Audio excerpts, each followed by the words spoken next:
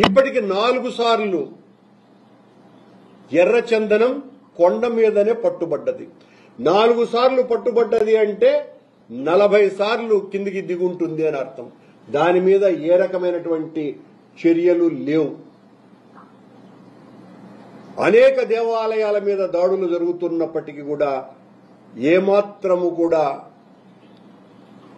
చర్యలు తీసుకోకుండా ఇంత పవిత్ర క్షేత్రమైన కాశీనాయన దాదాపు 15 కోట్ల మందికి పైగా ఆరాధ్యనీయమైనటువంటి స్థలం అది.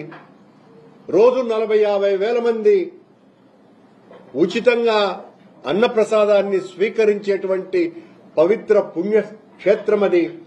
ఆ క్షేత్రాన్ని నేలమట్టం చేస్తే అది అటవీ జోన్లో ఉందనని, టైగర్ జోన్లో ఉందనని మంత్రి, సారీ చెప్తున్నానని ఒక మంత్రి, ముఖ్యమంత్రి మౌనం.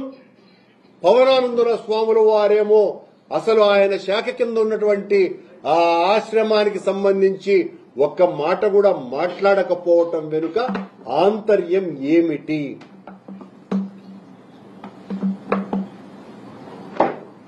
దీని మీద గత ప్రభుత్వం వైఎస్ఆర్ పార్టీ అధికారంలో ఉన్నప్పుడు జగన్మోహన్ రెడ్డి గారు ఆ ఆలయ పవిత్రతని, ఆ క్షేత్రం యొక్క పవిత్రతని, దాని మీద అటవీ శాఖకు వారికి ఉత్తరాలు కూడా రాసి క్షేత్రాన్ని కాపాడాల్సినటువంటి అవసరం ఉన్నదని కేంద్ర అటవీ శాఖ మంత్రిని విన్నవించటం కూడా జరిగింది.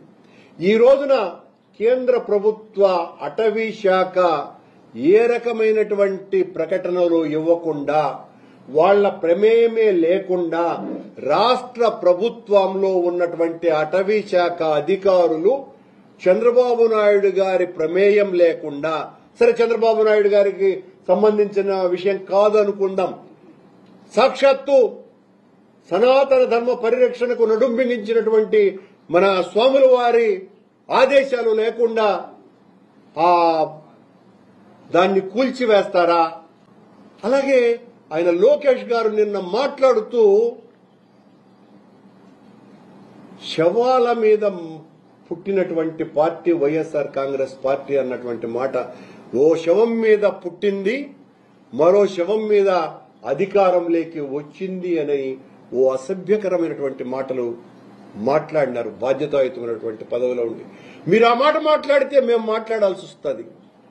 మీ పార్టీ అధికారంలోకి వచ్చింది, మీ తండ్రి ఒక శవాన్ని అడ్డు పెట్టుకుని సాక్షాత్తు దైవ సమానుడుగా వేలాది మంది, కోట్లాది మంది పూజించేటువంటి, అభిమానించేటువంటి ఎన్టీఆర్ గారి శవాన్ని అడ్డు పెట్టుకుని అధికారంలోకి నిలబడ్డది మీ పార్టీ అన్నటువంటి విషయాన్ని మరిచిపోవద్దని ఆయన్ను మానసికంగా చంపి లాక్కున్నటువంటి అధికారం మీది. అది సత్యమైనటువంటి విషయం కదా. మీ పీఠం కింద, మీ అధికారం పీఠం కింద నా పాత మిత్రుడు పింగళి దశరథరాం, వంగవీటి మోహనరంగా ఇలాంటి ఎంతో మంది శవాలు దాక్కుని ఉన్నాయి అన్నటువంటి విషయాన్ని కూడా లోకేష్ గారు మీరు గుర్తించాల్సినటువంటి అవసరం ఉన్నది.